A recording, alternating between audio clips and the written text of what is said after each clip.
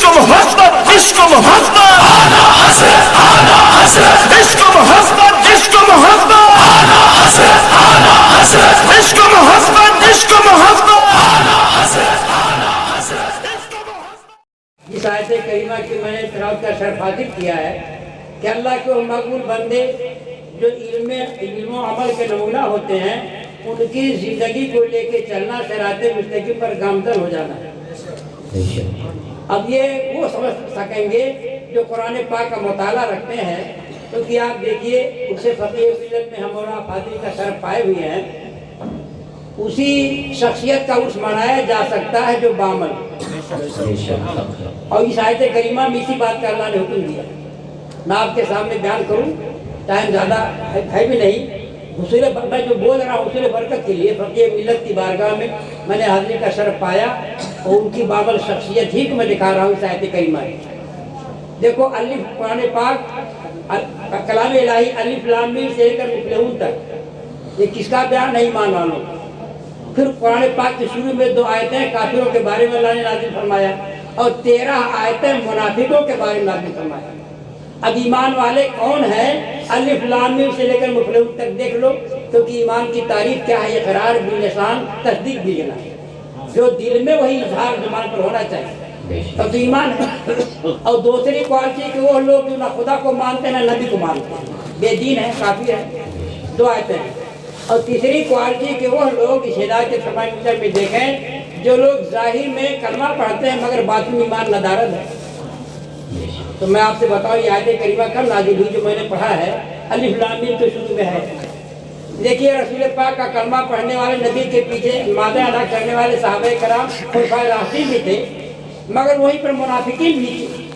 اور منافق کسے کہتے ہیں کہ دل میں عقیدت نہ رہے، صرف زبان پہ اظہار ہی رہے، تو یہ اسفل السافلین جہنم کے سب سے نیچے طبقے میں رہے، کیونکہ منافق اسے کہتے ہیں جو دوگلی پالیسی رکھتے ہیں کہ میں بھی ہوٹل میں پیو چندہ بھی تو مسجد میں، شیخ بھی خوش رہے شیطان بھی بیزار نہ ہو۔ اگر ایسی ذہنیت ہے تو شیطان کا کھلونا ہے۔ چنانچہ عبداللہ ابن ابی وغیرہ رسول پاک کے پیچھے نماز پڑھ کے جاتے تھے اپنے محلے میں، تو کہتے تھے محمد عربی دیکھو پرائے گراف کیا دیکھنے کا، قرآن پاک میں ہر چیز کو دیکھ لو، کیونکہ اللہ نے خود اعلان کر دیا ہے اور نزلنا علیک الکتاب تبیانا لکل شیء، تم پر ہم نے کتاب قرآن اتاری تو ہر چیز کا بیان ہے۔ جب قرآن پاک میں ہر چیز کا بیان ہے اسی کو دیکھ لو۔ مگر منافقین کا حال کیا تھا؟ قرآن میں نہیں دیکھتے تھے، دماغ میں دیکھتے تھے، اپنے محلے میں جاتے تھے کہتے تھے محمد عربی وہ عبداللہ کے بیٹے ہیں، ہم بھی کسی کے بیٹے ہیں، جیسے ہم آدمی سے وہ بھی آدمی، جیسے ہمارے تو یاد جیسے محمد عربی کی تو یاد۔ اسی ٹائم پر اللہ نے آیت نازل کیا، اے نبی کو دماغ میں دیکھنے والوں، آمنو کما آمن الناس، ایمان لاؤ جیسے صدیق اکبر ایمان لائے ہیں، ایمان لاؤ جیسے فاروق اعظم ایمان لائے ہیں، ایمان لاؤ جیسے عثمان غنی ایمان لائے ہیں، ایمان لاؤ جیسے شیر خدا دیے مرتضیٰ ایمان لائے ہیں۔ یہی سے معلوم ہو گیا کہ صحابہ کا ایمان کیا تھا؟ اقرار باللسان، تصدیق بالجنان، نبی کو مانتے تھے، دل سے بھی مانتے تھے، زبان پر اظہار بھی رہتی تھی۔ اسی لیے درویش لاہوری نے کہا یہ نغمہ کسی فصل گلو لالا کا نہیں پابند، یہ نغمہ وحدت اور نغمہ رسالت، یہ نغمہ کسی فصل گلو لالا کا نہیں پابند، عجیب بہار ہو کسرا لا الہ الا اللہ۔ اور سرکار اعلیٰ حضرت نے فرمایا کہ کہاں جا رہے ہو؟ انہیں جانا انہیں مانا، رکھا نعرہ تکبیر، نعرہ رسالت، ان سے فقیہ ملت، مسلک اعلیٰ حضرت، علماء اہل سنت، نعرہ تکبیر، نعرہ رسالت، سبحان اللہ ماشاءاللہ۔ فقیہ ملت کی شخصیت کو سامنے رکھو، ہم نے تو الحمدللہ ملاقاتیں بھی کی ہیں، حضرت کے بیانات بھی ہم سنتے رہے ہیں، ہم خود متاثر الحمدللہ، اور جو بھی جی ہوش ہوگا متاثر ہوگا، کیونکہ میرے دوستوں جو ہدایت کا تھرمامیٹر ہوتا ہے ان سے پیار کرنا یہ جنت کا ٹکٹ لے کے چلنا ہے۔ یہ قرآن پاک میں بھی حدیث پاک میں بھی ہے، کیوں؟ اس لیے کہ اہل اطاعت سے محبت اور اہل معصیت سے نفرت، یہ ایمان ہے۔ جو اللہ کے مقبول بندے ہیں بعمل ہیں، ان کی شخصیتوں سے پیار کرنا، ان کی زندگی کو دہرانا، ان کا عرس منانا، یہی مشیت ازدی ہے۔ اسی لیے قرآن پاک کے اندر جگہ جگہ اللہ نے مقبول بندوں کی اہمیت دیتے ہوئے فرمایا، جیسا کہ قرآن پاک کا 13واں پارہ ہے، اس کا 6واں رکوع ہے۔ آخر اللہ نے کن بندوں کے بارے میں اعلان کیا ہے؟ وَلَقَدْ كَانَ فِي قَصَصِهِمْ عِبْرَةٌ لِأُولِي الْأَلْبَابِ، ہم نے اپنے مقبول بندوں کی زندگی میں سمجھداروں کے لیے نصیحت رکھا ہے۔ ہمیں یاد ہے ان سے حافظ ملت بدھیانی میں مفتی اختر صاحب کے مدرسے میں منایا جا رہا تھا، اس ٹائم پر اتفاق میں پہنچا۔ اس کے بعد ایک مفسر کا نام ہے شیخ القرآن دارالعلوم محمدیہ کے بول رہے تھے، اتفاق سے فوٹوگرافی ہو رہی تھی اور میرے اس کو بعد میں لوگ پہنچے، میں ڈانٹ دیا فوٹوگرافی والے کو، بند کر، آپ سے ملت تو اس منا رہے ہو، آپ سے ملت کی روح ناراض، کیونکہ ہمارے وہی بزرگان دین جو رسول پاک کو لے کے چل رہے ہیں وہ ہمارے رہبر ہیں، کیونکہ تاجدار انبیاء کی زندگی کیا ہے، ہمارے تمام مشائخ لے کے چلتے رہے ہیں اور میرے استاد حافظ ملت بھی لے کے چلتے رہے ہیں۔ تو فوٹوگرافی کر رہا ہے توبہ کر، تو ان سے حافظ ملت بنایا جا رہا ہے، ان کی روح ناراض ہو رہی ہے، تاجدار انبیاء کی روح ناراض، تمام مشائخ کی روح ناراض، اور تو جو ہے اس ٹائم پر بھاگ رہا، بند کر۔ میں نے جب ڈانٹ دیا اس کو تو شیخ القرآن نے مل کے میری طرف دیکھا کہ کون آئے، کون بول رہا ہے، میں سمجھا میرا لقمہ لے لیے ہوں گے، مگر میرا لقمہ نہیں لیا اور نہیں بتایا کہ وہاں نے اپنے گھر کی بات نہیں کہ ناجائز حرام ہے، بول کے بیٹھ گئے۔ پھر میں بیٹھا، میں نے کہا بھائی دیکھیے عرس کسے کہتے ہیں، جو جو شخصیتیں بعمل ہوتی ہیں انہی کا عرس منایا جا سکتا ہے۔ کیونکہ عرس کیوں منایا جاتا ہے؟ ان کی زندگی کے پہلوؤں کو دکھایا جاتا ہے، کیونکہ ان کی زندگی کے پہلو ان کا ذاتی پہلو نہیں ہوتا، قرآن کا ذاتہ رہتا ہے، نبی کی زندگی ہے۔ فرمایا ہے کہ نامے لے کے رب کا دایا مکن تا بمانا نامے نیکت برقرار۔ اے بندے مومن، اگر تو روح کی اسلام کی چاہتی چاہتا ہے اور روح کو اسلام کی روح کو چاہتا ہے تو اللہ کے مقبول بندوں کی زندگیوں کو سامنے رکھ، کیونکہ اگر اللہ کے مقبول بندوں کی زندگیوں کو سامنے رکھو گے تو ہدایت کے خاکے ملتے چلے جائیں گے۔ میں نے بتایا وہاں پر کہ دیکھیے عرس اسی کا منایا جا سکتا۔ میں نے کہا کوئی شیخ القرآن ناجائز چیز پر نہ ٹوکے تو جواز کی دلیل نہیں بنے گی، چاہے وہ آسمان سے اتر کر کے آئے، کوئی علامہ زما ہو، ناجائز جس چیز کو نبی نے حوالے کیا ہے وہ ناجائز ہے۔ اس لیے فوٹوگرافی ناجائز و حرام ہے، یہ ہمارے رسول پاک کا ارشاد اور ہمارے مشائخ کا عمل ہے۔ انہی مشائخ میں سے مفتی جلال الدین حقیقت الرضوان، اللہ ان کی درجات کو بلند سے بلند کر فرمائے، فیض و برکات ہم کو اور آپ کو بامداد فرمائے۔ تو کہنے کا مقصد یہ ہے کہ تازہ خواہی داشتن کر داغ ہائے سینارا، گاہے گاہے باز کہیں قصہ پاری نارا۔ جو اللہ کے مقبول بندے ہیں ان کا عرس منایا جائے گا۔ اچھا عرس مناتا کون ہے؟ جو محبت والا ہوتا ہے۔ اور رسول پاک نے کیا فرمایا ہے کہ المرء مع من احب۔ یہ دنیا کی زندگی یہ عملی میدان ہے، تو دنیا کی زندگی میں جو جس سے محبت رکھے گا وہ اسی کے ساتھ رکھے گا۔ قیامت کے میدان میں اسی لیے شاعر اردو نے کہا ہے کہ محبت آدمی رکھتا ہے جس سے قیامت تو ہوگا ساتھ اس کے۔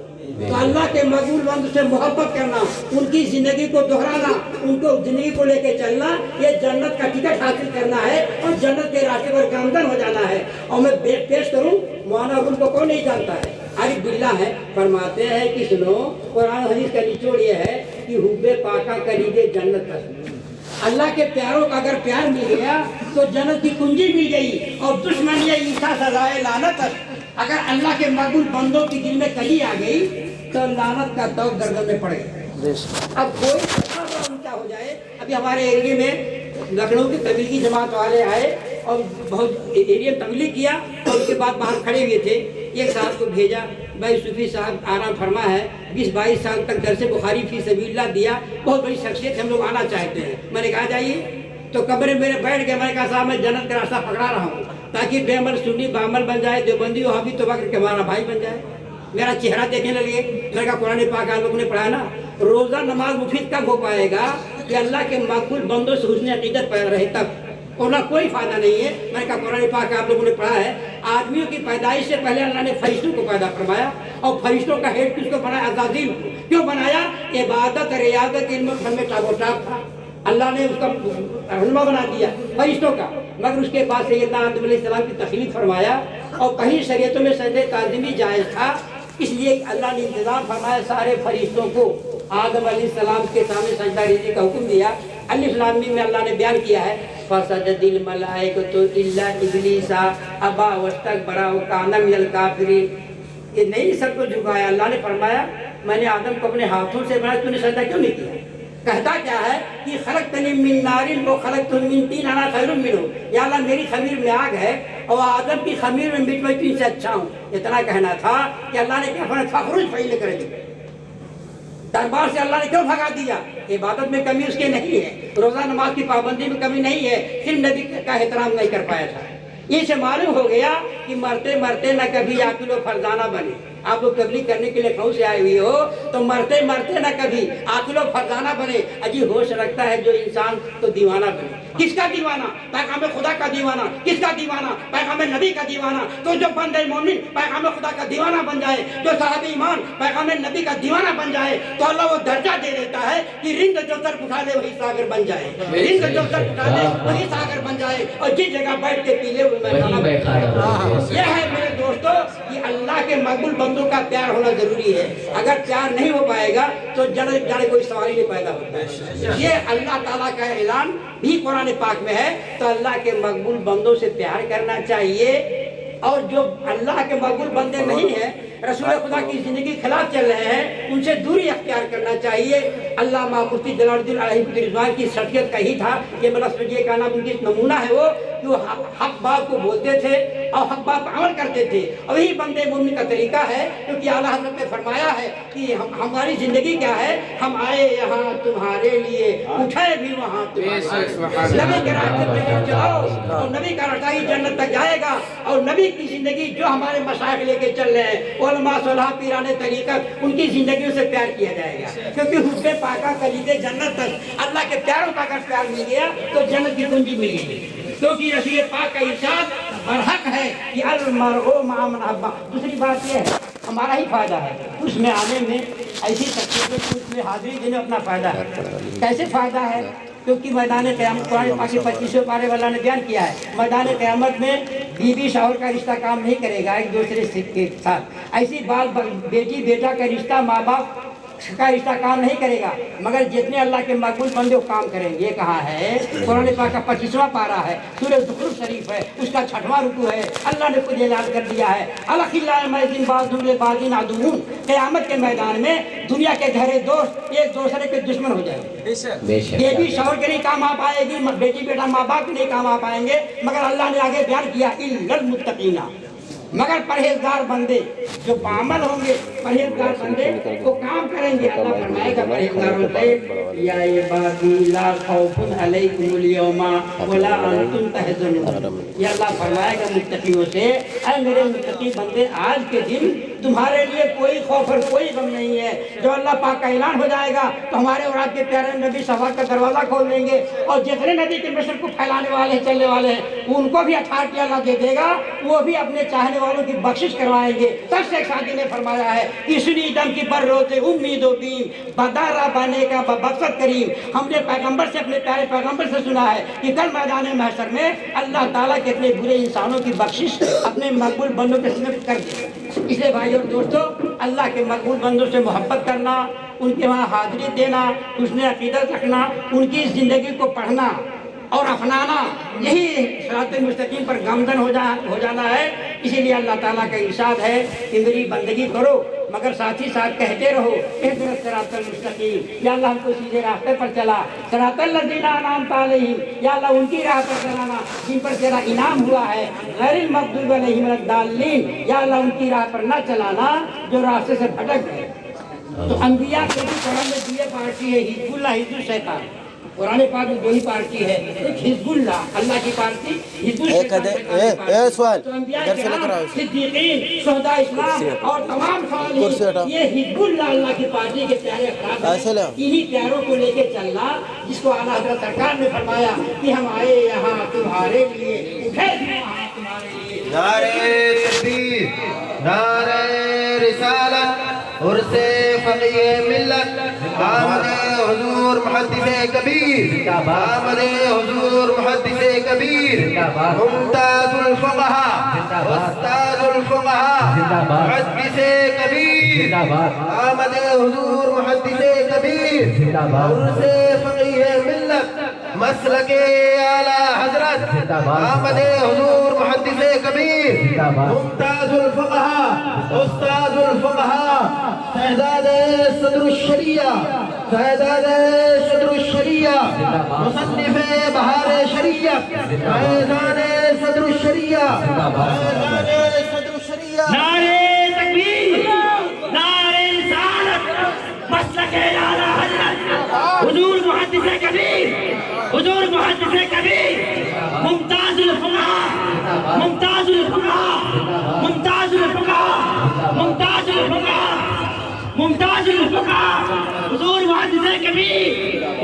محدث کبیر نعرہ تکبیر نعرہ رسالت آمد حضور محدث کبیر آمد حضور محدث کبیر ممتاز